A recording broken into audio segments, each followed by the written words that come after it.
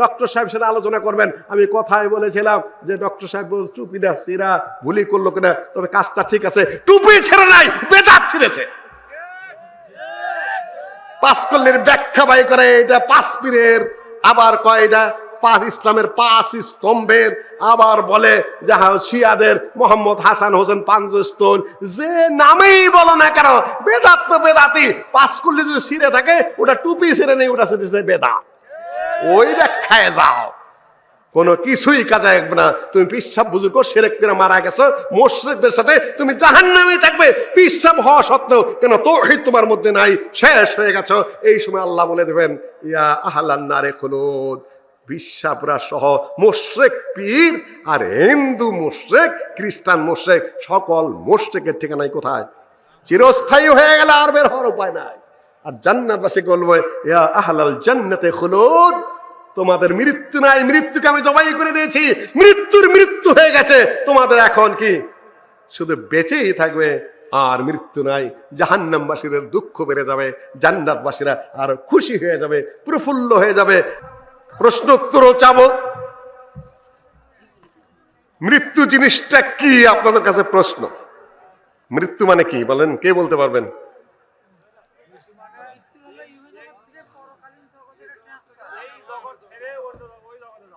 মৃত্যু মানে কিন্তু মরা না, মৃত্যু মানে শেষ হওয়া না। মৃত্যু আল্লাহর সৃষ্টি।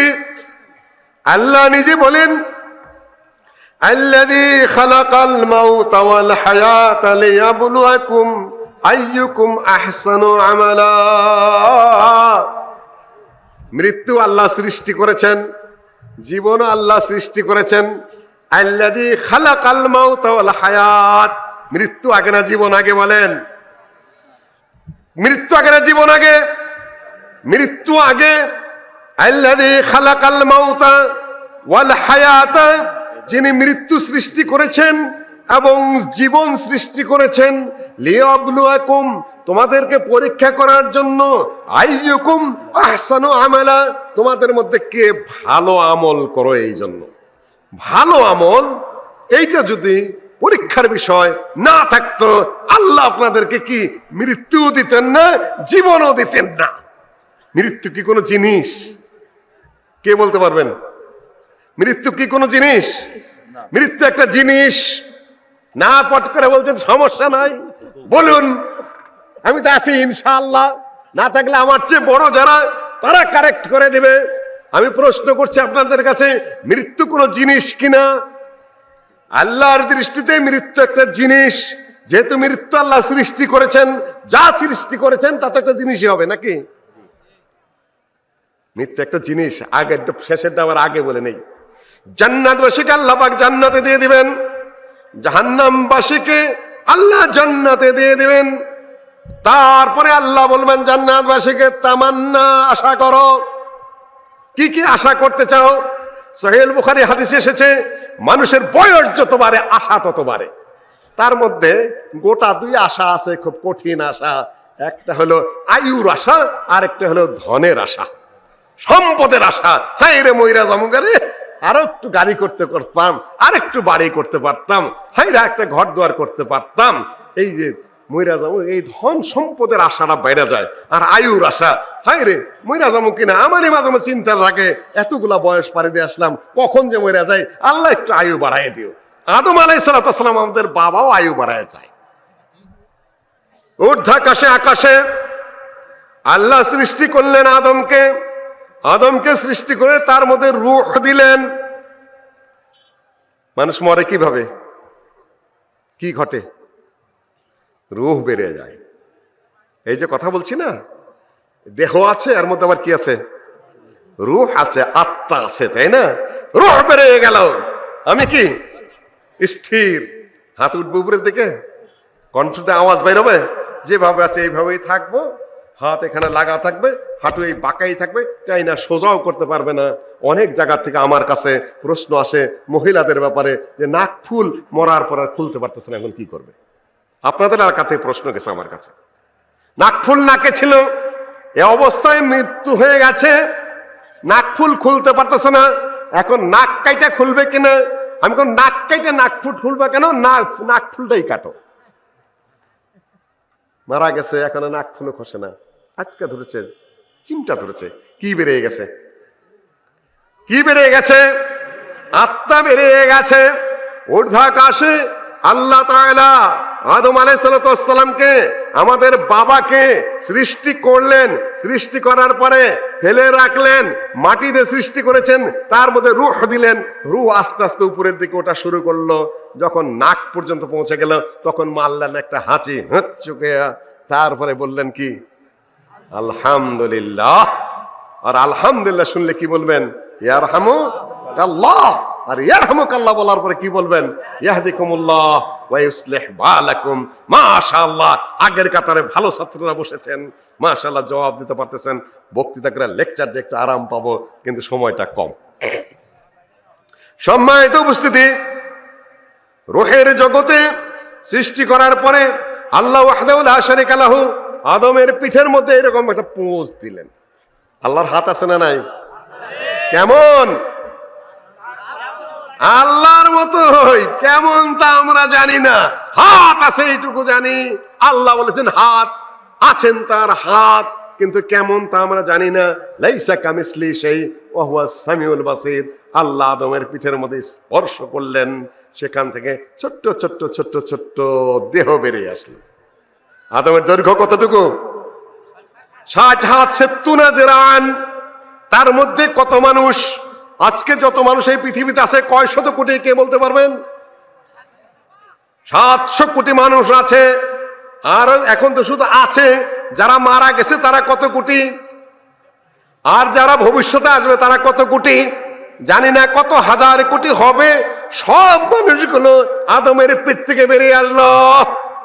বিশ্বাস হয়? এক আদমের পিঠ থেকে হাজার হাজার কোটি কোটি মানুষ বেরিয়ে আসলো। আল্লাহ সেইটার মধ্যে আবার আত্মাটা ঢুকে দিলেন ওইখানে। একবার যুক্ত হলো এই দেহের সাথে আত্মা। তখন খুব সংক্ষেপে বলে যাচ্ছে, যেহেতু মৃত্যু নিয়ে কথা, রূহ নিয়ে কথা, দেহ নিয়ে কথা, খুব সংক্ষেপে আমাকে বেশ কিছু দূরে চলে যেতে হবে, টাইম শর্ট, বক্তৃতা কয়েক ঘন্টার। আল্লাহ সেখানে জিজ্ঞাসা করলেন, কি প্রশ্ন করলেন? বিসমিল্লাহির রহমানির রহিম। ওয়াইদ আখাযা রাব্বুকা মিন বানি আদামা মিন যুহুরিহিম যুররিয়াতাহুম ওয়া আশহাদাহুম আলা আনফুসিহিম আলাস্তু বিরাব্বিকুম ক্বালু বালা। হাজার হাজার যত মানুষ এসেছে এবং রয়েছে এখন আর ভবিষ্যতে আসবে, কোটি কোটি মানুষের দেহগুলা আদমের ভিতর থেকে বের করে রূহ সংযুক্ত করে দে। যখন তারা কথা বলতে পারে, বুঝতে পারে, খালি দেহ বোঝে না, খালি রূহে কথা বলতে পারে না, দেহ আর রূহের সংযোগ হয়ে গেল, বোঝা শুরু করে গেল আর কথা বলা শুরু করলো। তাই না? এটা কি মাউথপিস না? কারেন্ট সরায় দেন, আওয়াজ হবে। আচ্ছা, আবার ওই কারেন্টের যদি কোন যে কথা কো, কারেন্টে কথা বলবে, দুইটার সাথে সুন্দরভাবে সংযোগ হলো, তখন কি কথা বলা শুরু করেছে। আবার যখন চলে যাবে তখন কি করে তার গুলো খুলে ফেলাবে। তখন যদি হ্যালো হ্যালো হ্যালো হ্যালো কোন, আওয়াজ হবে কি? নাই, রূহ নাই, অর্থাৎ কারেন্ট নাই। কারেন্ট নাই, দেহ স্থবির কোনো কাজে লাগে না। দুইটার সাথে সংযোগ করে দিয়ে আল্লাহ পাক জিজ্ঞাসা করলেন, আলাস্তু বিরাব্বিকুম, আমি কি তোমাদের রব নই? কি জবাব? কি রব? কি জবাব? কালু বালা।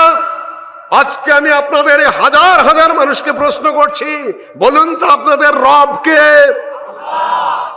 আল্লাহ উপরে সাক্ষ্য দিয়ে এসেছেন। এখন যদি এই দুনিয়ায় বলতে না পারেন আমাদের রব আল্লাহ, কবরে গিয়ে প্রথম প্রশ্ন কি? মার রাব্বুক, তোমাদের রবকে। প্রথম যে আয়াত নাযিল হয়েছে, ইকরা বিসমি রাব্বিকাল্লাযী খালাক, তুমি পড়ো কার নামে? রবের নামে। আর যে সূরা পাঠ না করলে সালাত হয় না, সেই সূরার নাম কি? ইমাম হোক, মুক্তাদি হোক, যে কোনো অবস্থায় হোক, সূরা ফাতিহা কেউ যদি পাঠ না করে তাহলে তার সালাত হবে কি হবে না? লা সালাতা লিমান লাম ইয়াকরা বিফাতিহাতিল কিতাব। ফাতিহাতুল কিতাব নেই, সূরা ফাতিহার তেলাওয়াত নেই, ইমামেরও সালাত নেই, মুক্তাদিরও নাই, অস্তিত্বই নাই, অদৃশ্য সেনা। রব, আলহামদুলিল্লাহ রব্বিল আলামিন, সাক্ষ্য দিয়ে এসেছে কি আপনি আমাদের রব। সেখান থেকে চলে আসলাম কোথায়? তারপরে দেহগুলাকে আত্মা থেকে আলাদা করে ফেলা হলো, আত্মা আত্মার জগতে, দেহগুলা আদমের ভিতরে আবার ঢুকে মিশে গেল কিভাবে? মিশে গেল কিভাবে বলবেন? এত কোটি কোটি মানুষ এই 60 হাত আদমের মধ্যে মিশে গেল কিভাবে? এই মোবাইলের মধ্যে কত কোটি আছে? আপনার ব্রেনের মধ্যে কয়টা কম্পিউটার আছে কে বলতে পারবেন? কেউ কেউ বলে 2 মিলিয়ন, 20 লক্ষ। খালি মাথার মধ্যে কি আছে? একটা মিডিয়াম ধরনের মাথার মধ্যে বলা হয়ে থাকে যে 20 লক্ষ একটা পার্সোনাল কম্পিউটারের সমান ক্যাচ করার পাওয়ার আছে।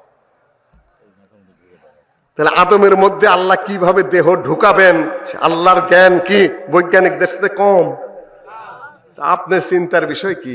আসছে কোরআনে, আসছে হাদিসে, সোজা বিশ্বাস করবেন, কোন ধরনের সন্দেহের অবকাশ নাই। এই গেলে একটা জগৎ। দ্বিতীয় জগতে আসলেন আপনি, সেটা কোন জগৎ? মায়ের পেটে। স্বামী স্ত্রীর মিলন হলো, পুরুষের শুক্রকীট নারীর পেটের মধ্যে বা ওভামের মধ্যে, জরায়ের মধ্যে ঢুকলো, নতফা হয়ে ঢুকলো, আলাকায় পরিবর্তন হলো, আলাকা থেকে মুদগা হলো, নতফা আলাকা মুদগা। তারপরে আল্লাহ পাক সেখানে মানুষ রূপে সৃষ্টি করলেন। আমি বিস্তারিত ব্যাখ্যায় যাব না, কারণ আমি মৌত নেই আছি, কিন্তু হায়াত এবং মৌত এবং রূহ নিয়ে আছে। আর বাইরে আমি যাব না ইনশাআল্লাহ আজিম। আর বাইরে গেলে আলোচনা লম্বা হয়ে যাবে। এখন কি হলো? মিলানের সাথে সাথে রূহ হলো কিনা? না, হবে না। এই এলাকার যত নারীরা আছেন সারা বাংলাদেশে আজকের এই দিনের মধ্যে যদি 1 লক্ষ নারীর পেটে বাচ্চা ঢুকে থাকে, আল্লাহ প্রতিটি নারীর পেটে একজন করে ফেরেশতা নিয়োগ দিয়ে দিয়েছেন। 1 লক্ষ মায়ের পেটে 1 লক্ষ ফেরেশতা নিয়োগ দিয়ে দিয়েছেন।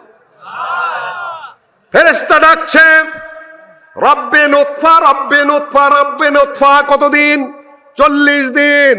40 দিন শেষে নুতফা আলাকা হলো, জমাট রক্তপিণ্ড হলো। ফেরেশতার ডাক ঘুরে গেল, রব্বি আলাকা, রব্বি আলাকা, রব্বি আলাকা। 40 দিন ডাকা শেষ হয়ে গেল, সেটা মুদগায় পরিবর্তিত হলো, গোস্তপিণ্ডে পরিবর্তিত হলো। ফেরেশতার ডাক পেটের থেকে চেঞ্জ হয়ে গেল, পরিবর্তন হয়ে গেল। ফেরেশতা ডাকা শুরু করে দিল, রব্বে মুদগা, রব্বে মুদগা, রব্বে মুদগা। কয়দিন গেল? কয়? 40। 340 কত? 120।